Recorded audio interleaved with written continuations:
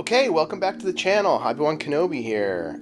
We're going to take a look at the next kit. I decided I just did 2 aircraft, so we're going to jump right back into armor. And this is a kit that I've always wanted to build. I remember looking at the old images. I think it was on the back of a box art of some sort of dragon kit. There was an image of the SA-9 Gaskin as well as the ZSU-23 Shilka. And as you might... Oh, I actually didn't make a video of the Shilka, but I'll go ahead and post some pictures on here just to show you what I did with that.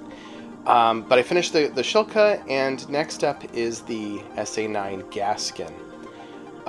This is a Cyber-Hobby kit. This came out in 2012, and I think it's based on the mold. It is based on the mold from the Dragon kit from 1991. But I believe the plastic is new, so yeah, I think it's been updated in that regard. This kit also comes with 4 so-called motor rifle troops and probably new decals, though I'm not entirely sure. But at any rate, this is the kit we're going to build, and here's the instructions. I want to take a look at these instructions, and I had already looked at them.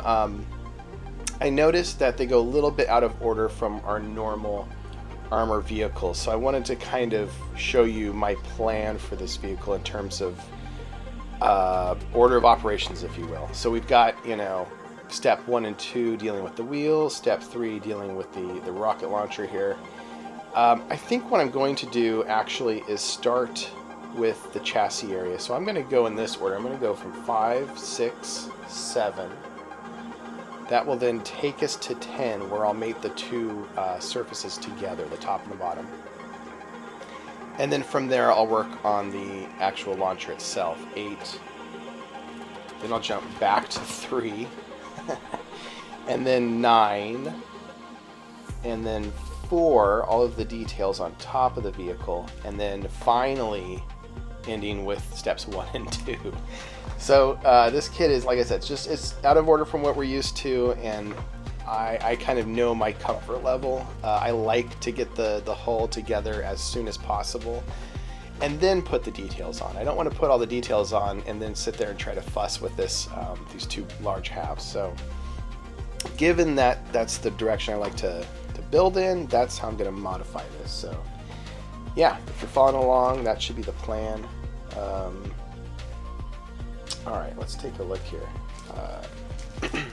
Like I said, I did have a look at these already. I thought the molding was nice, was crisp.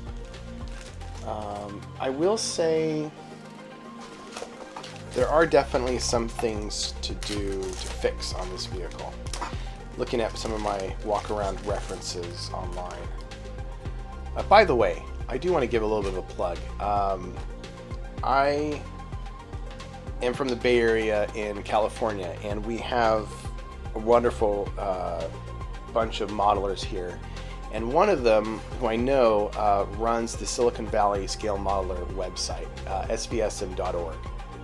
And if you're ever looking for excellent walk-around photos, I would highly recommend checking out that page.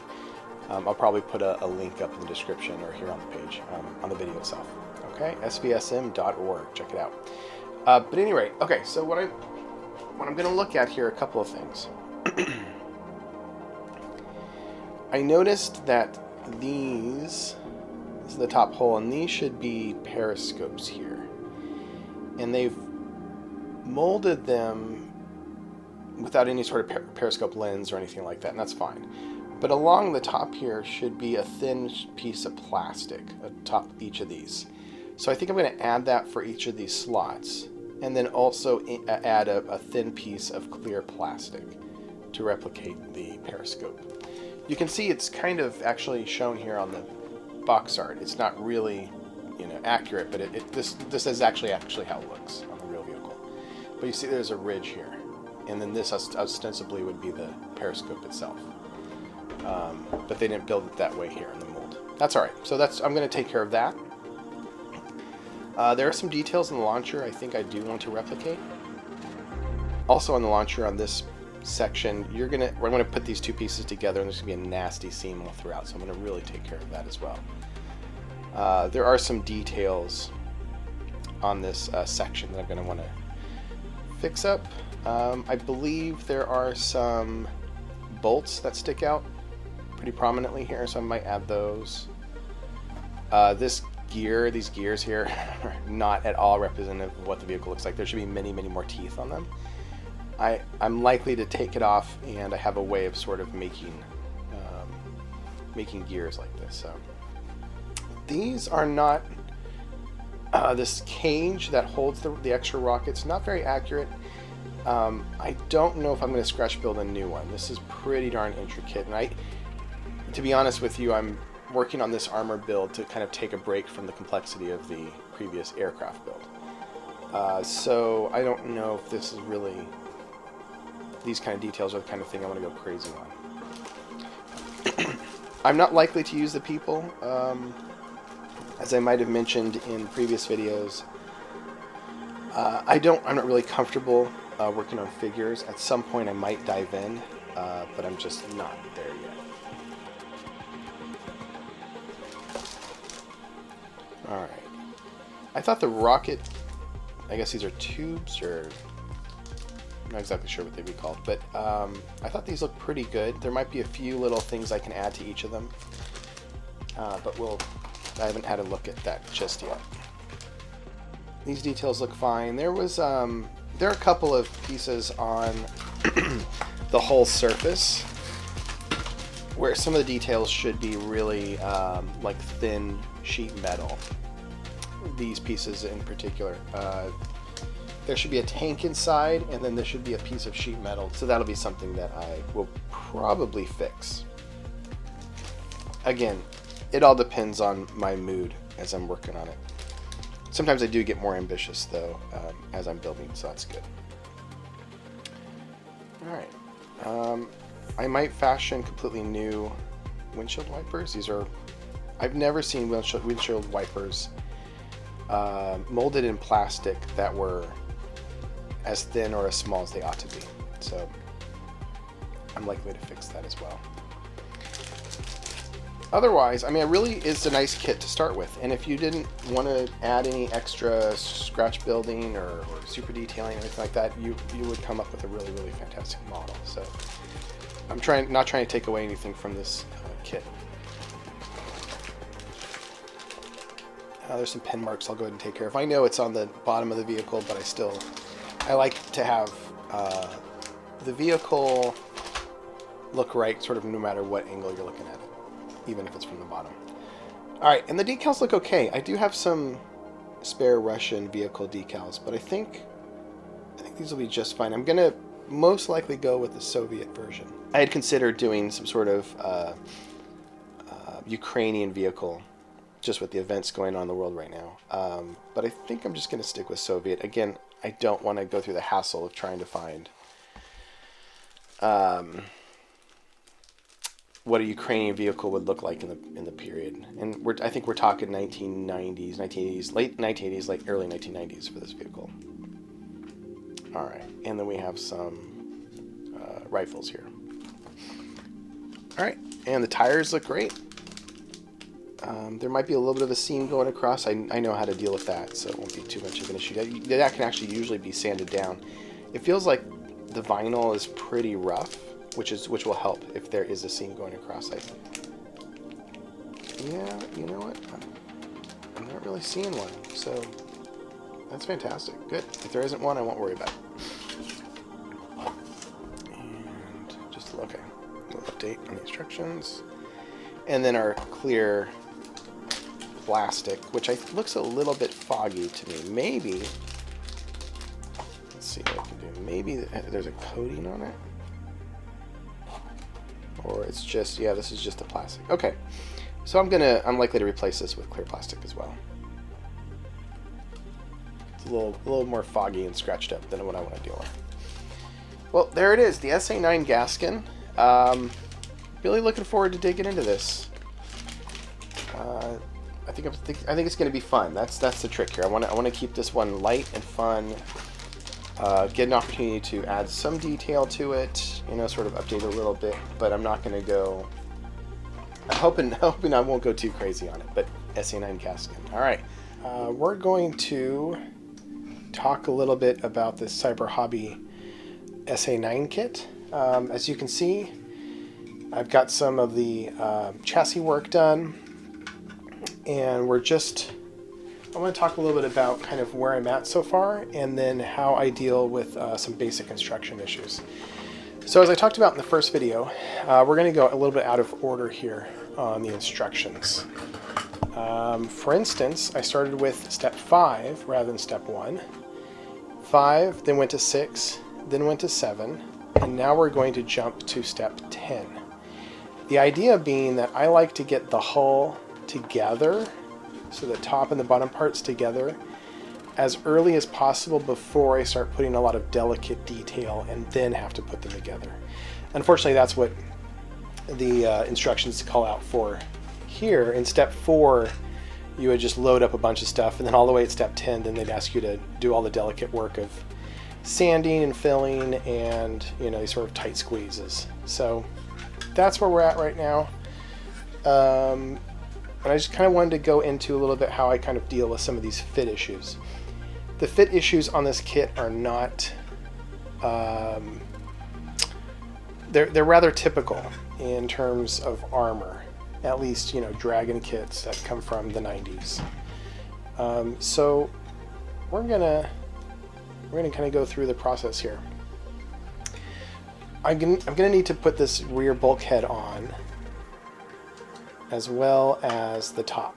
And what I'm hoping to do is create the look of the actual vehicle. I'll go ahead and post a picture up here just to show you what it looks like, but what we'll see are no seams along the edge, and, you know, rather clean, I must be careful here, rather clean right angles, okay? So the way I deal with this is I'm going to take some pieces of tape that I've prepared here and just start placing them on the vehicle so that I can kind of see, I can kind of assume everything's glued together, and then I can see where the problem areas are going to be. We call this, oh gosh, I forget what's called, dry fitting? Dry fit? Before we actually glue everything on, okay?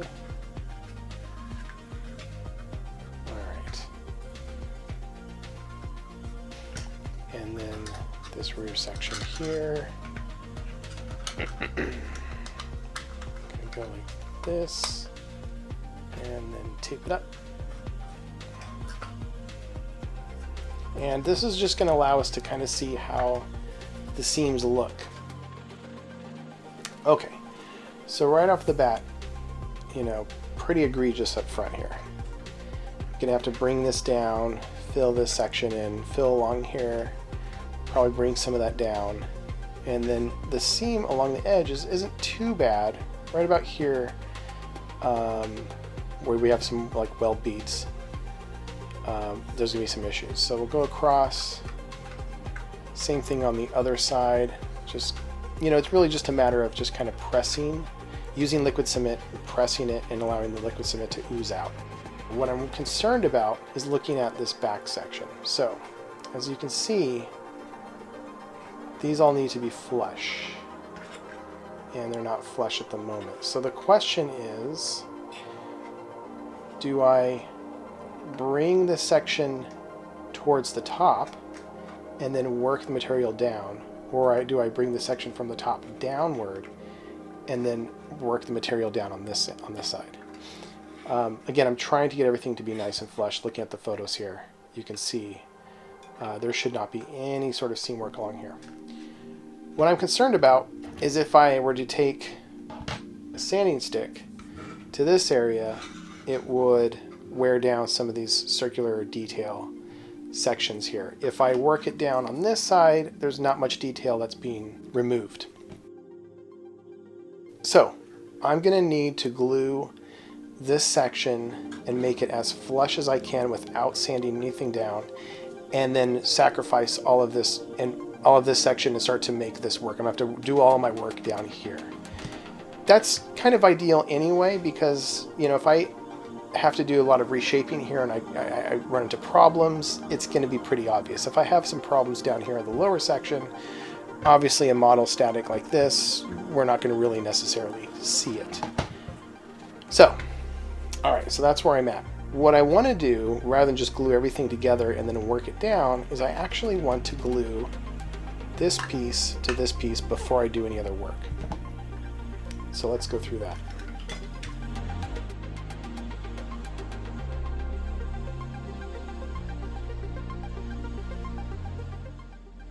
I recommend dry fitting whenever possible. I think what I really like about it is when we just set two pieces together and glue and there's no forcing that has to happen, that's the most ideal situation. Dry fitting like this with tape kind of shows you how much seam work you're going to have to do given that you didn't force anything in. The understanding, of course, is that you can force things. You can, you know, sit here and use a lot of thumb pressure while things are drying, okay? But I like to prevent that as much as possible. I basically just want the model to not have any sort of pressure at any points. If there's any pressure around the vehicle, then I might be working on it at a later point, and eventually the pressure was just too much and it snaps. And that can be a real issue. So I like to just, you know, get it as clean as possible without having to force anything. And that's what dry fitting allows me to do.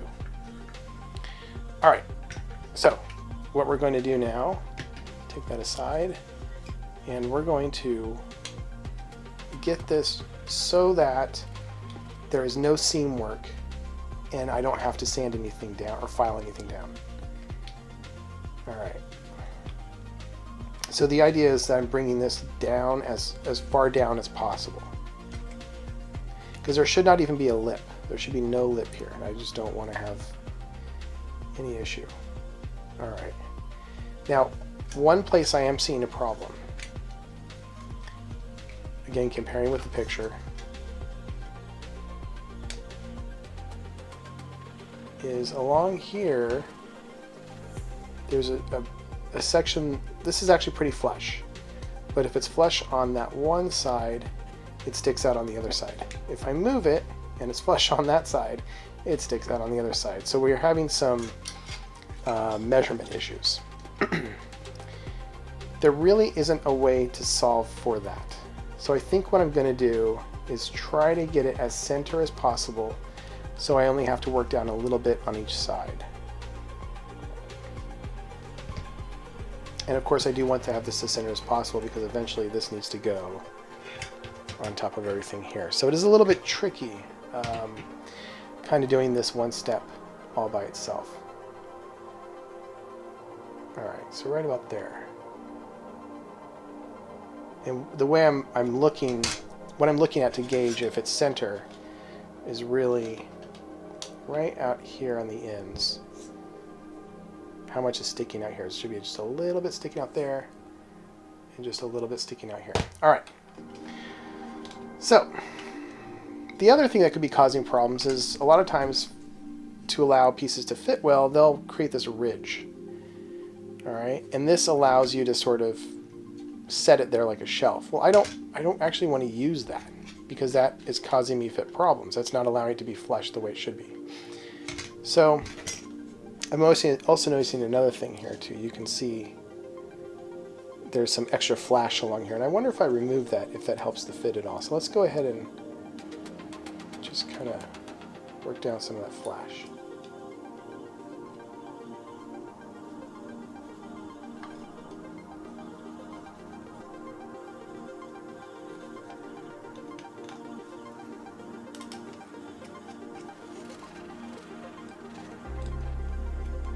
Okay.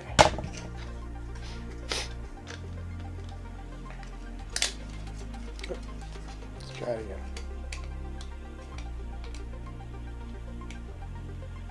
Yeah, I think it helped a little bit. Let's do this. We'll start gluing it. I'm going to do a little bit at a time. I'm not just going to just drag it across the entire seam. I want to have a little bit of wiggle room so I can adjust it as I go. The other thing too is I want to make sure that I'm not squishing this part. I want to make sure it's just laying nice and flat. All right.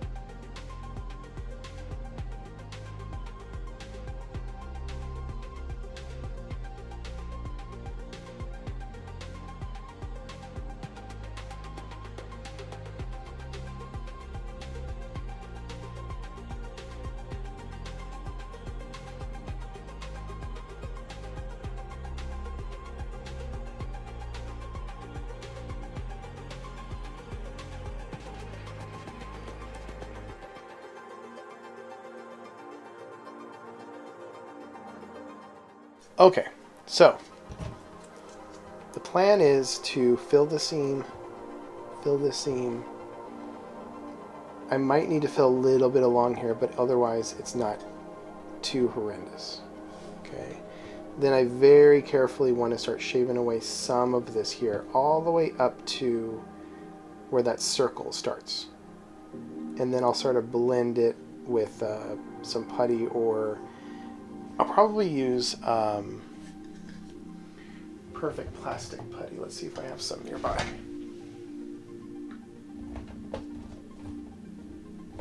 There we go. This stuff, it's water soluble. So all I need to do is put it on a place, maybe let it sit for a little while, take a Q-tip or a slightly dampened brush, dampened with water, and just wipe it away. And it leaves the putty in the area and removes it all from the top surface. So this stuff is really great if I don't want to do a lot of sanding. All right, again, it's gonna be a little bit of work. So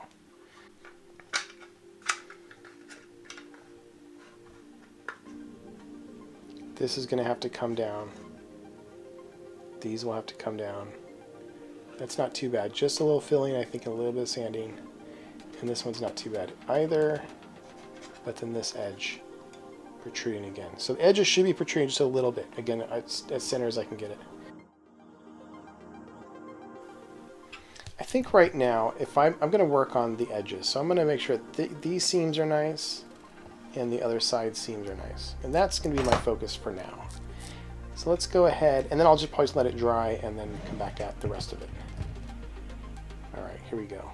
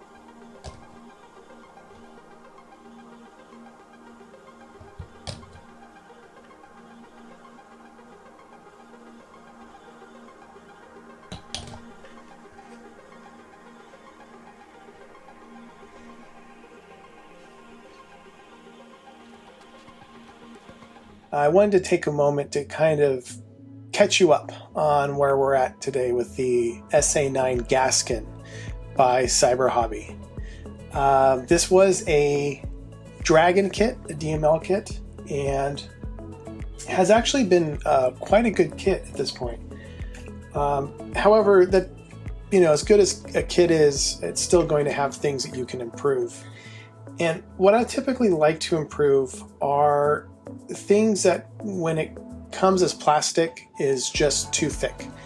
It doesn't have the right scale, or the manufacturer has like simplified some piece of detail for many reasons. I can imagine one reason is it's just difficult to create something using polystyrene in a cast setting. So what I like to do is I like to replicate those pieces that were simplified and use Plastruct or evergreen plastic to update it. So what I wanted to do here is, you can see I've got the vehicle, the main body of the vehicle, and I just kind of wanted to show you some of the things, and I'm going to supplement with some pictures of the actual vehicle and some more detailed pictures so you can see what I've actually adjusted. But let's take a look here. First thing I'd like to point out was I updated the exhausts here.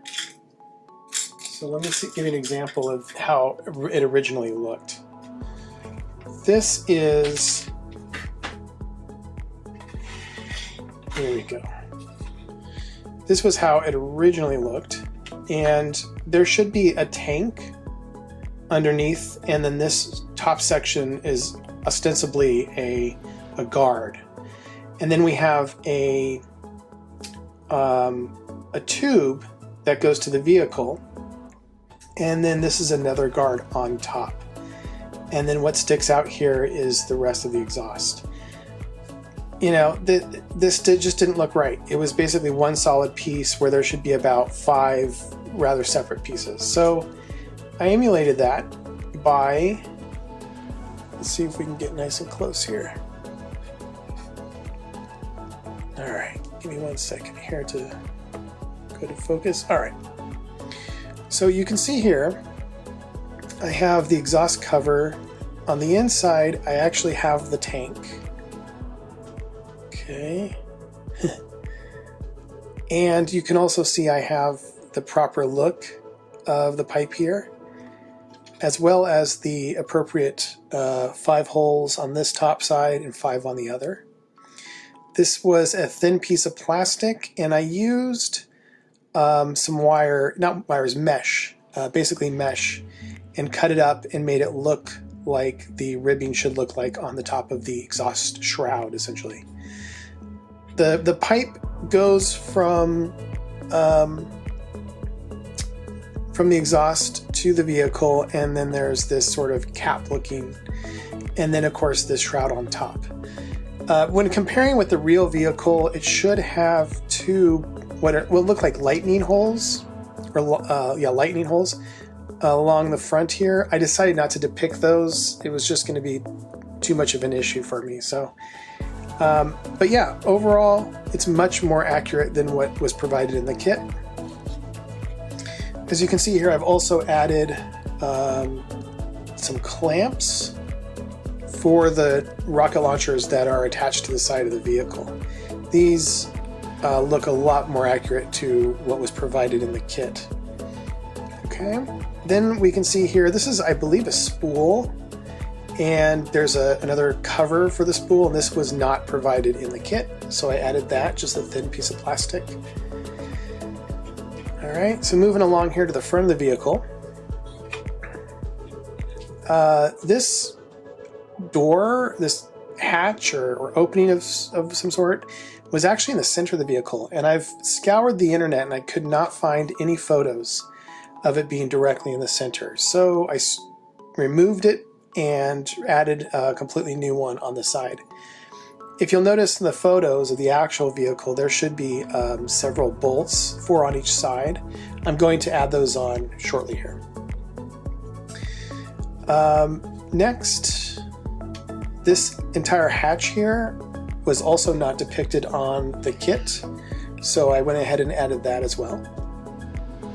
You can see the antenna has been completely rebuilt.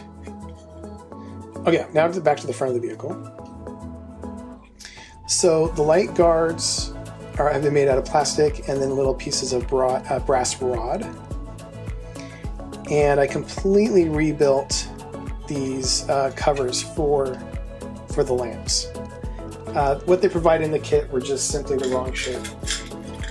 And the lights themselves were actually set too far apart. As you can see here, this is what they were trying to depict in the vehicle, but these are too far apart. They should be much closer together, as I've done here, and then created the correct shape of the cover. You can see the difference between the two here. Very different. And then there's a nice little weld seam going across, and then a couple of bolts along the bottom. So that does it for the vehicle body.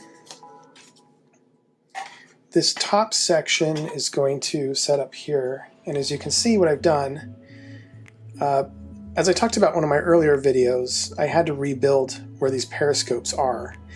They basically left off this entire top section of these little spaces for the periscopes. When I get a moment, I'm going to take some clear plastic and actually depict the periscopes themselves. Alright, and then I added some bolts, and then I rebuilt the this pulley system that they have here. And I used very thin sprue, stretch sprue. Sorry about the camera shaking. I'm trying to. Well, I'll add some nice pictures in, more detailed pictures, so you can see the stretch sprue. That's depicting the actual line. Okay.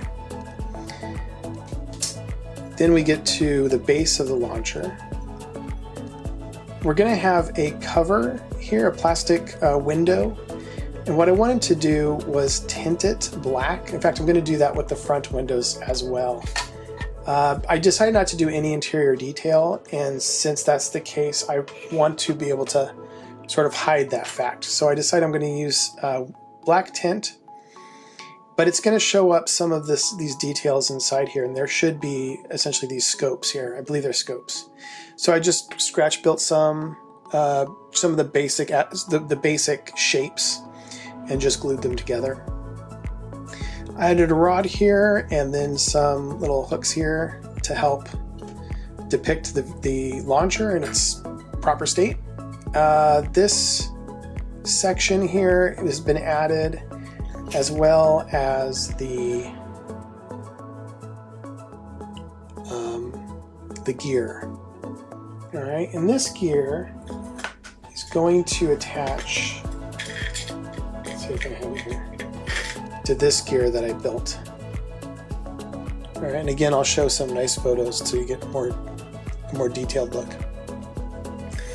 But these will essentially go together and depict more properly the gears of the vehicle. Just for comparison's sake, I wanted to show you, this is what they gave me in the kit, which looks nothing like the actual vehicle compared to what I built. Okay, so yeah, that's just a bit of a rundown. This is where we're at with the vehicle so far. I just wanted to give you an update. If I just have a few more steps here, and then we're going to be ready for the paint.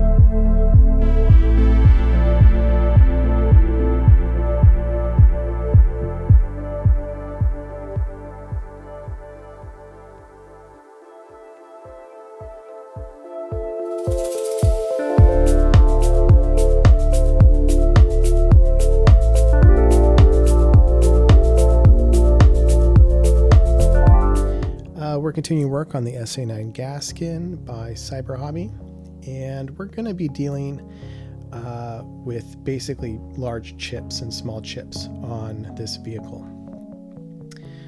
This is a weathering effect that is easy to do too much. It's easy to sort of overdo it.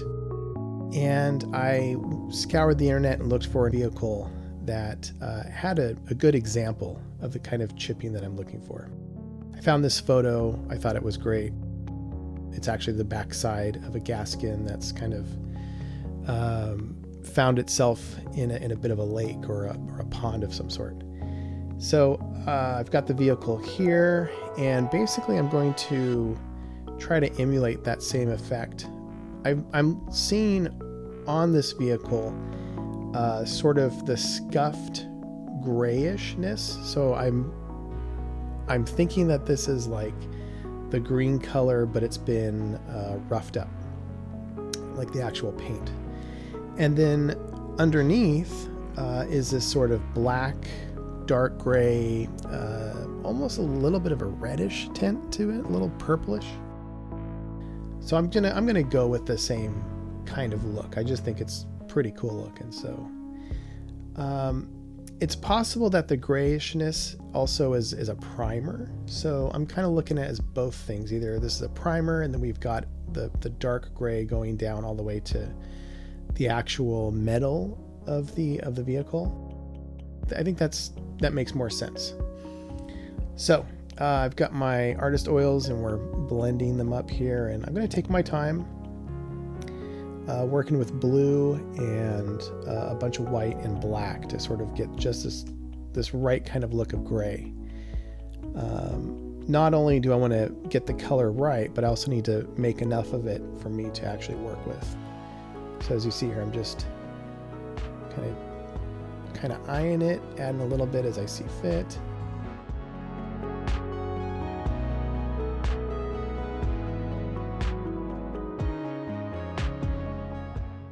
But we're getting pretty close here.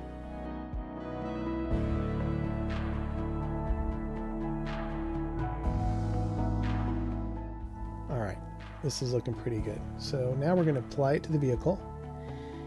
And I'm going to want a lot more of this gray color than the dark metal color. And I'm going to first place bits of it in places that I see on the photo. I'm not just going to add it sort of randomly. I'm actually going to try to match the photo to get as close as I can for now. Certainly there'd be scuffing at around the tool, the shovel there, and this is a hatch that sort of slides around. I think it moves, counterclockwise and clockwise, back and forth. And I believe it gives access to, I don't think it's the engine directly. I think it might be the propeller, because this vehicle is amphibious. So I believe these scuffs might be from the door, scraping against it.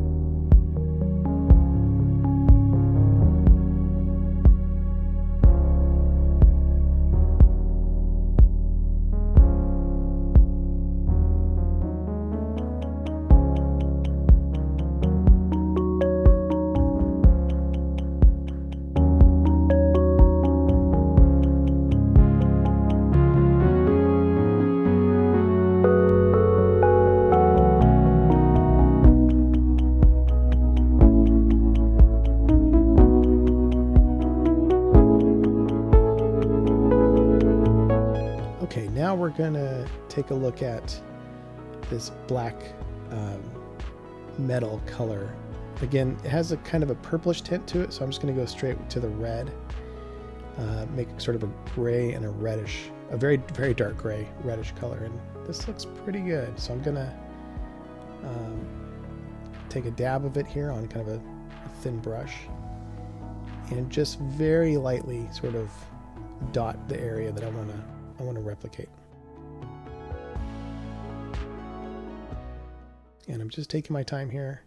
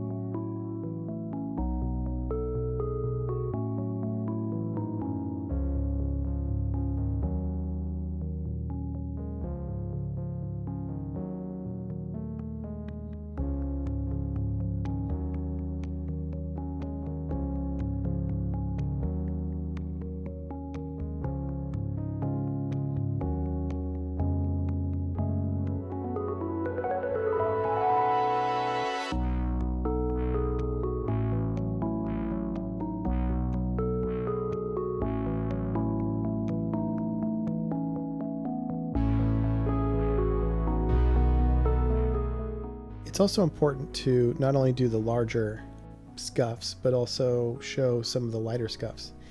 And as you can see, I'm trying to only put black in sort of certain areas. I want the deepest scratches to be sort of few and far between. But overall, there should be a lot of the grayer, lighter scuff. And I will, of course, continue this effect along the sides of the vehicle. However, I don't plan on doing it quite as much as we see here on the back of this particular vehicle.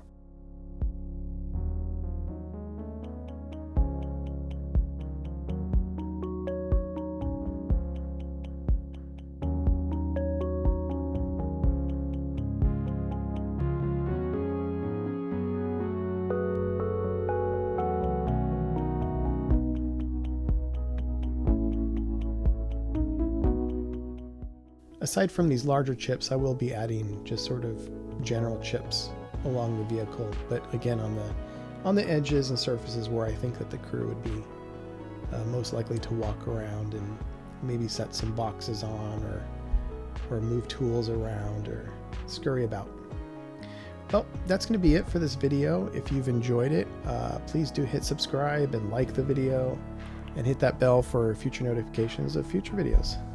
Thank you so much for watching. Thank you so much for subscribing. I appreciate all of you out there who enjoy these videos, and feel free to comment. Let me know what you think.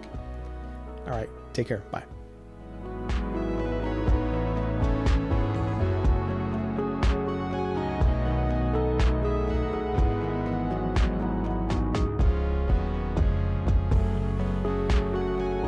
And here we are with the SA-9 Gaskin. This is by Cyber-Hobby, and as you can see now, everything is painted and everything is weathered. I've got a little bit of wear going on in the vehicle, just sort of different shades, different colors blended in. I've done a wash already. We've added a little bit of chipping here and there, and some scratches along the side, which I think is a pretty cool effect on these vehicles. And so now I'm going to add some pastels. And so whereas the rest of this is weathering, I'm going to use pastels to depict actual dirt or caked on mud. So I've got an array of pastels here, and if you've watched my other videos about weathering with pastels, you know that I like to grind up chalk, and that gives me a variety of colors I can mix and match. So let's just give it a shot. What I do like to do, of course, is start at the bottom of the vehicle. A couple reasons for this. It's a place that easily could be ignored if I waited too long.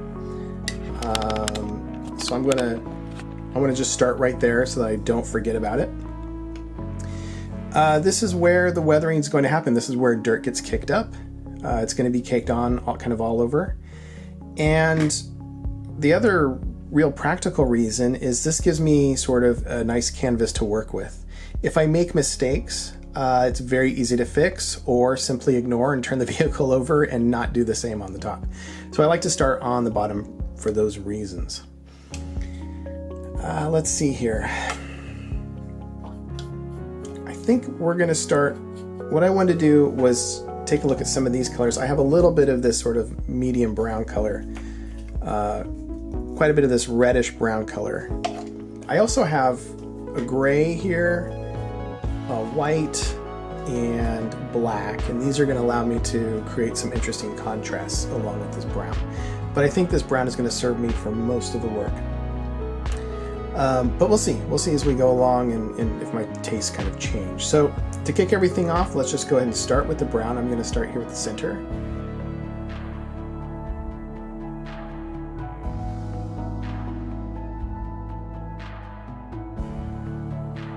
I'm going to pick some random spots. In some places I'm going to have pastel directly on. In other cases, just, as you can see here, fairly thin with a lot of the turpenoid. All right, now let's mix it up a little bit and go with some of the gray here.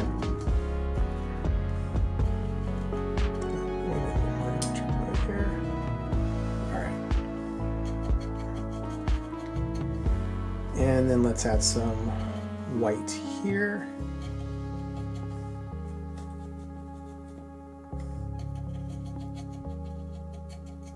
All right, and that might work for now. This does get quite messy, so as you can see I have a nice piece of paper here that I can easily fold up and throw away without making too much of a mess on my desk here. Alright, so we'll let that sit for a little bit. I could also use my heat gun to kind of speed up the process. Alright, let's set it down for a second. And I do want to talk about something else. I will often use a mask when I'm working with pastels. Because I'm talking with you, I'm going to not use it, but I recommend getting one of these. Sorry if it's so large on the screen. Here we go. I recommend getting a mask. If you work with pastels for any period of time, you know, maybe after 5-10 minutes, you start to notice that it does get into your lungs very easily. I've heard people say, oh, well, it's not toxic, so it doesn't matter. My feeling is that if it's not good for your lungs, so I'd rather just keep it out. So like I said, most of the time I'm going to be wearing a mask, but today, because I'm going to talk to you, I'm going to leave it off for the time being. But I do recommend getting a mask. All right. If it's too wet, you can always apply more chalk to help speed up the process. And of course, a heat gun will work as well. All right. Let's go ahead and work on other areas. All right. What I don't want to do right now is I don't want to be blending the colors. You can see I'm keeping them quite separate. I have gray here, white here, and the browns. And I'm leaving a little bit of green as well. I'm leaving a little bit of it untouched. That's because when this dries, we're going to start moving things around. And if I just blended all of it right now, I would get one color. And that's, I want to not do that. Okay. Everything looks a little bit wet. What I'm looking for is that, of course, the glossiness to let me know. So we'll let this sit for a while. All right, so I went ahead and used the heat gun to kind of get everything moving a little bit quicker. I think there was still a little bit wet here, but I'm going to work around that. And as you can see, I've put a glove on to avoid any sort of fingerprints. All right. Now what I'm going to do is I'm going to kick off some of the larger particles.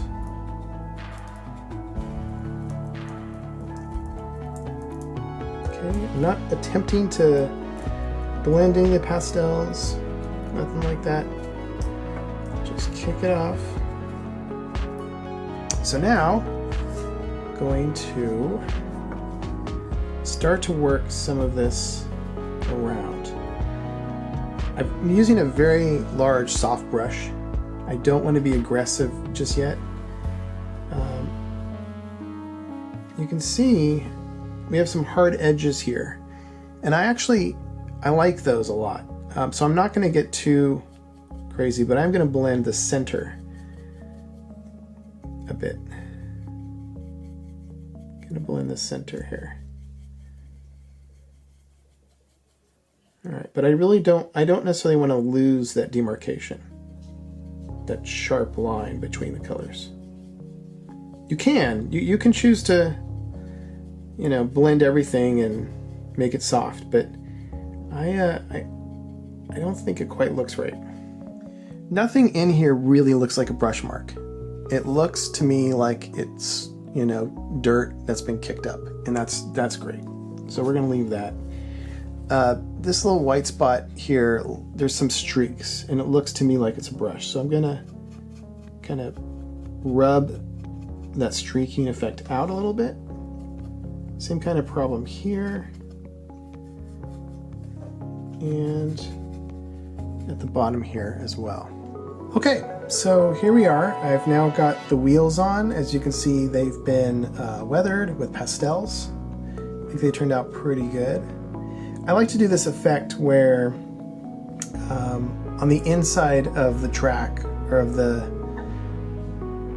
tread, I like to have the dirt caked in and then sort of cleaned up on the outside. And that's a fun little effect to do.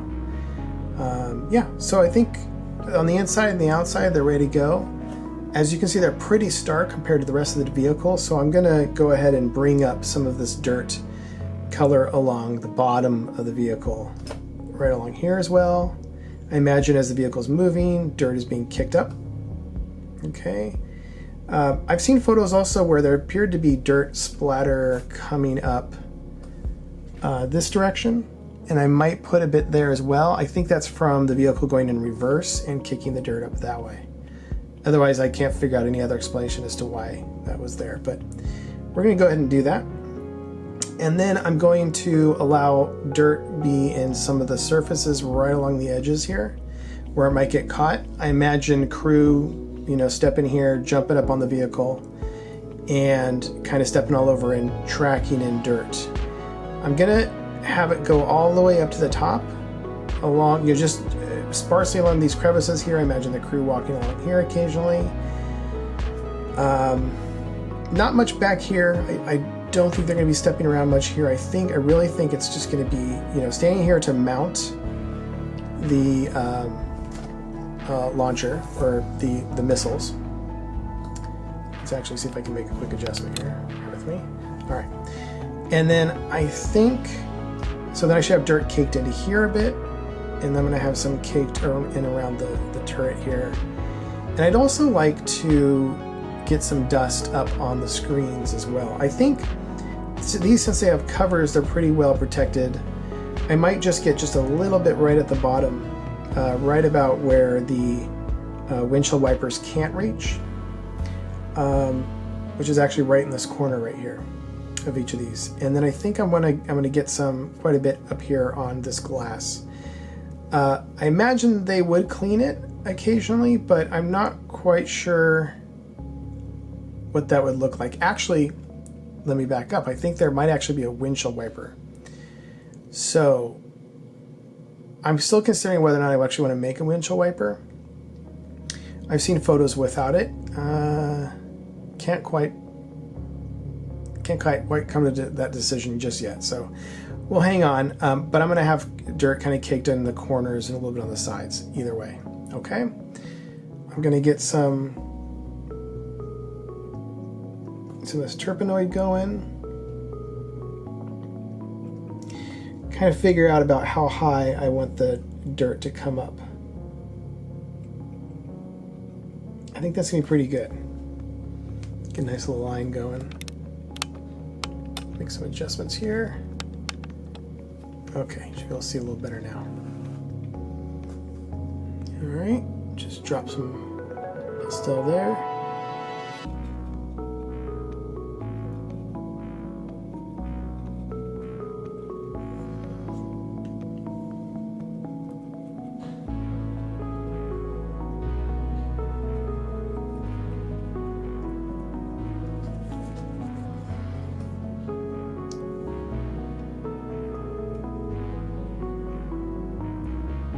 Okay, some along the back here as well.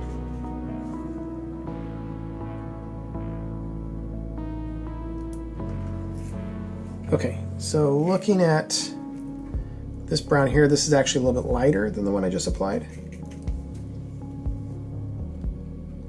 So I'm going to add a little bit more sparingly. Almost as if it were a little bit drier. Good. Okay, now to really break up the colors, I'm going to apply some gray.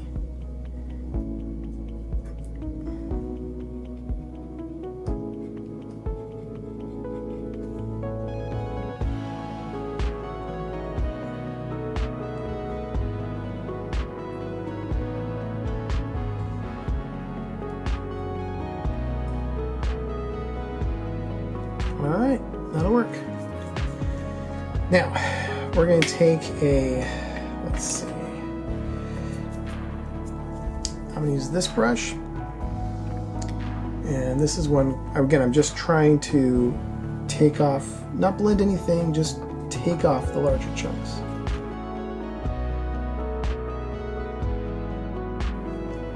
I really like how this is looking in here.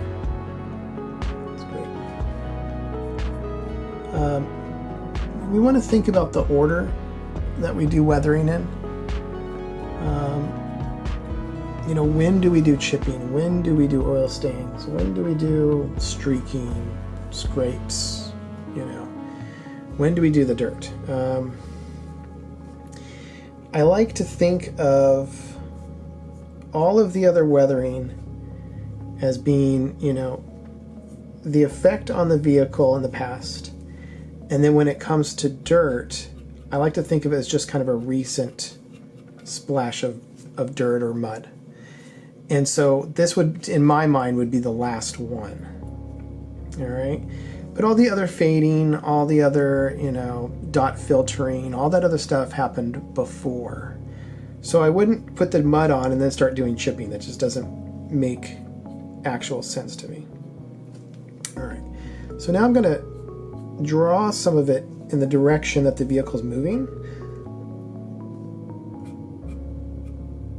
Okay, again, I want to keep these little edges. There's some, you know, there's a point at which the mud starts and the base or the color of the vehicle starts.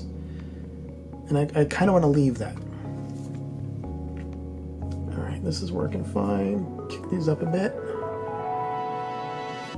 This one up a bit more. All right. I do want to make another point too. When I was talking about the safety, you know, sort of wearing a mask with pastel work, it not only does it get in your nose and your mouth, but it can also get in your eyes. And sometimes I notice my eyes burn a bit. Another reason to wear the mask. Again, I'm not wearing the mask now so that I can talk to you about this, but my recommendation is go ahead and wear a mask every time you do this. All right, I love it. I love how that looks. I am very pleased. I don't know if there's much more that I can do with it. I'll tell you, I can add a little bit more here at the door. Let's go for it. Just a little bit here. All right. I like the contrast of the lighter brown. Great. Let that sit in for a little bit. You can see how there's different tones here, right? We've got sort of a darker brown, a lighter brown, maybe a little bit of white or the grayish color. Same along here. And this is what to me makes it look like it's dirt. Dirt should not just be one color. Especially as the vehicle's moving, right? Dirt color should change depending on the locale. All right, these are still a little bit wet. I don't want to touch them just yet. You can see how dark they are. So I'm going to hold off on that for a minute. Okay. So now we're just kind of flicking some of this off.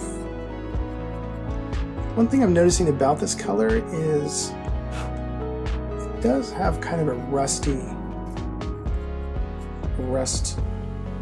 to it. And I don't want to do rust on this vehicle. So I think the best way to combat that is to continue to add lighter browns like we did earlier. And for this, I'm just going to go straight with the lighter one. Good. I'm going to let it be just in kind of each corner. And also at the bottom, because if I decide to do a windshield wiper here, then it'll actually, I've looked at it and it would miss the bottom and just the tops a little bit.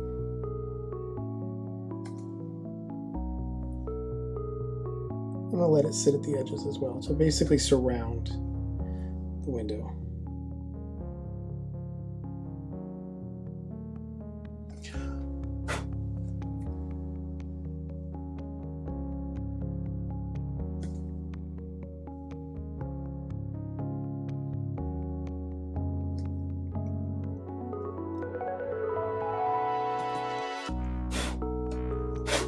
Yeah, that'll work.